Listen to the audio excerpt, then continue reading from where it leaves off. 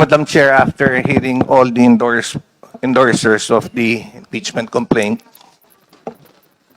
sangayon naman ako sa kanila dahil ang mga sinabi nga natin mga endorsers, there has been allegations now of misuse of hundreds of millions of public funds. Merong mga sworn affidavits, merong mga allegations na binitawan, merong usapin regarding betrayal of public trust, graft and corruption.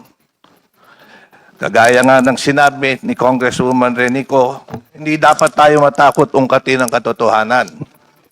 At kagaya ng sinabi ng aking kaibigan, si Pastor Benny Abante, public office is a public trust.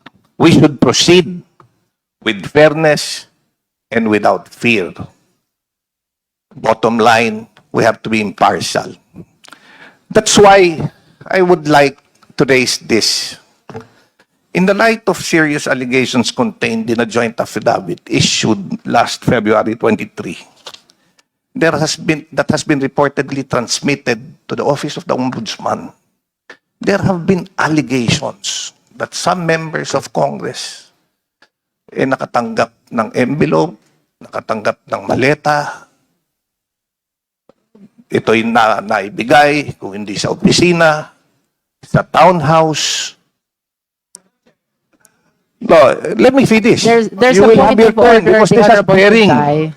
This is not an allusion Order. to prejudge the veracity of the allegation. Honorable Suntay, there is a point of order.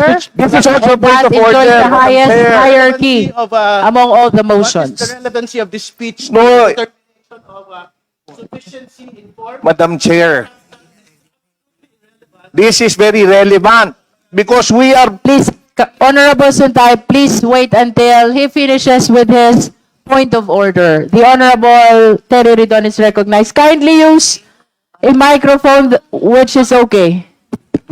Madam Chair, the speech of our distinguished colleague is absolutely relevant to the question of sufficiency of form and substance in the matter. And more importantly, my understanding of what he's stating today is that he's probably accusing members of Congress, members of the House Committee on Justice, as receiving payments for the implementation of our mandate in the impeachment proceeding. So, which is which, Madam Chair? So I think his speech is out of order and this should be decided promptly by the committee.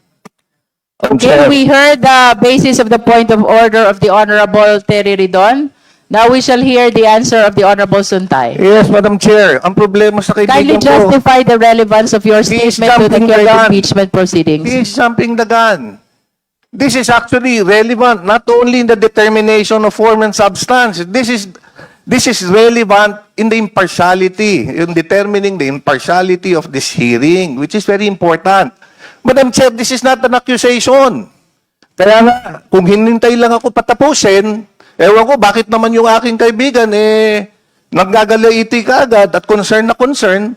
You know, if we have nothing to hear, then we just listen. If we are not being alluded, why are we so guilty? So let me finish.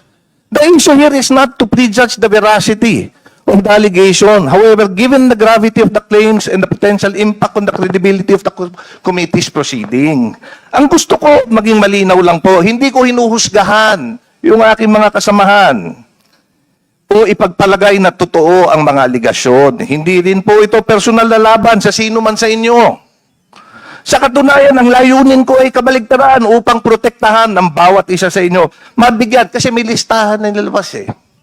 Ang gusto ko po, sa ganitong pagkakataon, Madam Chair, naniniwala ako na mas mabuti na tayo mismo ang magharap at maglinaw ng issue. Kaya kaysa maging bulong-bulungan pa ito.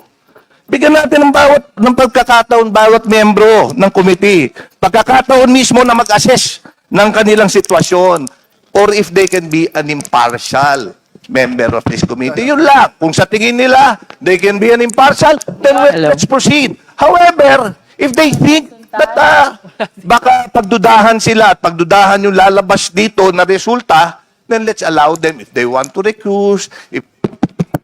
Honorable Suntay.